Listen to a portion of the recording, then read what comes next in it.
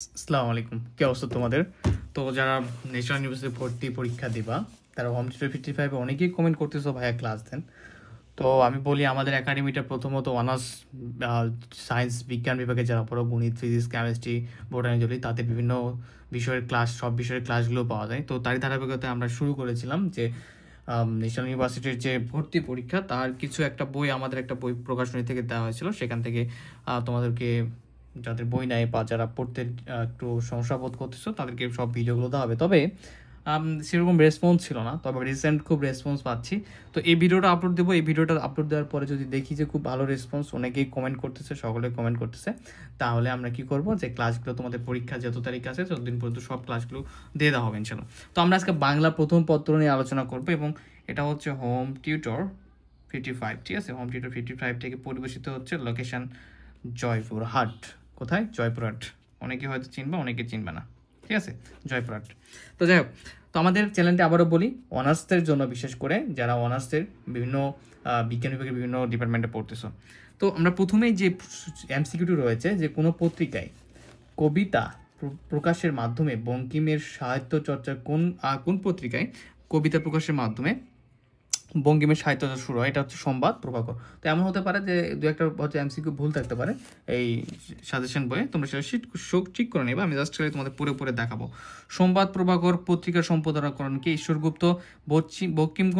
বঙ্কিমচন্দ্র রচিত ইংরেজি উপন্যাস কোনটি? রাজমোহন সোয়াইপ উপন্যাসটি প্রকাশিত হয় কত সালে? এটা তোমার রিভিশন টাইপের, ঠিক আছে? জাস্ট রিভিশন টাইপের।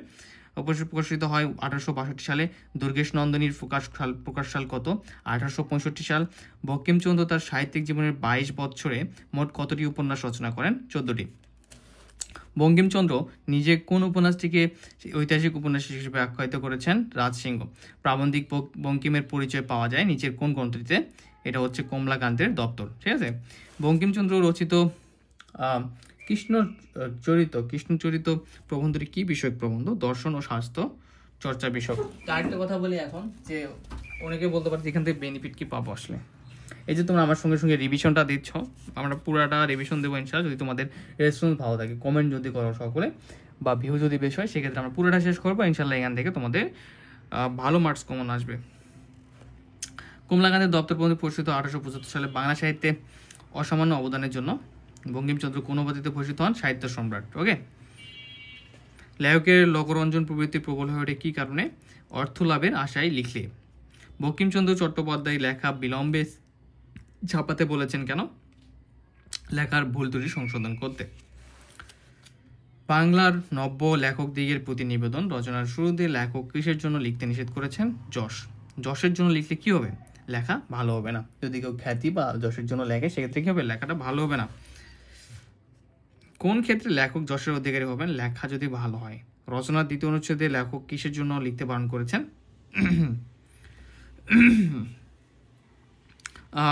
টাকার। প্রবন্ধ অনুসারে কোথায় অনেকে টাকার জন্য লেখে বা টাকাও পায়? ইউরোপে। অর্থের উদ্দেশ্যে লিখতে গেলে আমাদের কোন প্রবৃত্তি প্রবল ওঠে? লোকরঞ্জন প্রবৃত্তি। তো এটা হচ্ছে আমাদের গদ্যাংশ, বাংলা নব্য লেখক দিগের প্রতি নিবেদন, বাংলা প্রথম পত্র যেটা, সেটা বঙ্কিমচন্দ্র লিখেছেন।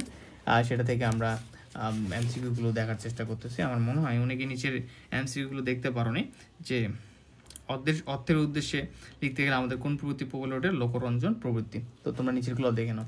আমরা পরবর্তী পেজে চলে যাবো।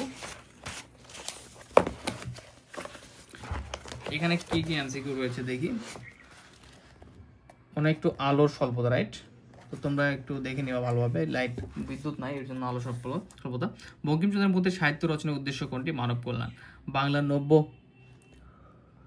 লেখকদের প্রতি নিবেদন প্রবন্ধে কোটি সাহিত্য রচনার অন্যতম উদ্দেশ্য বলা হয়েছে সৌন্দর্য সৃষ্টি। মানব কল্যাণ ও সৌন্দর্য সৃষ্টি ব্যতীত অন্য উদ্দেশ্য সাহিত্য রচয়িতাদের লেখক কাদের সাথে তুলনা করেছেন? যাত্রাওয়ালা। কিন্তু খুব গুরুত্বপূর্ণ, মনে রাখবা। এরপর বাংলার নব্য লেখক দিগের প্রতি নিবেদন রচনায় কোন ব্যবসায়ীদের নিজ শ্রেণীর বলা হয়েছে? যাত্রা ব্যবসায়ী। এরপর বাঁধন নিজের প্রতিপত্তি বাড়ানোর জন্য স্থানীয় দুর্নীতিবাদ নেতার পক্ষাবলম্বন করে প্রবন্ধ লিখলো। বাংলার নব্য লেখকদের প্রতি নিবেদন রচনা অনুসারে সে কোন শ্রেণীর লোকদের সমতুল্য? যাত্রাওয়ালা। তো ঠিক আছে, আমাদের এই ভিডিওটি এতটুকুই, আমরা পার্ট বাই পার্ট আগাবো, ঠিক আছে? তাহলে আমাদের গদ্যাংশের বাংলা প্রথম পত্রের প্রথম যে অংশটা, সেটা আমরা শেষ করলাম, প্রথম গদ্যটা, এবং নেক্সট লেকচারে আমরা দ্বিতীয় গদ্যটার এমসিকিউ করবো। এভাবে পার্ট বাই পার্ট আমরা ধীরে ধীরে, তোমরা প্লে লিস্টটা আছে আমাদের, প্লে লিস্টের কি পারবা তোমরা? প্লে লিস্টটা থেকে তোমরা কি করতে পারবা? প্রত্যেকটা পার্ট বাই পার্ট ক্লাস করে শেষ করতে পারবেন ইনশাল্লাহ।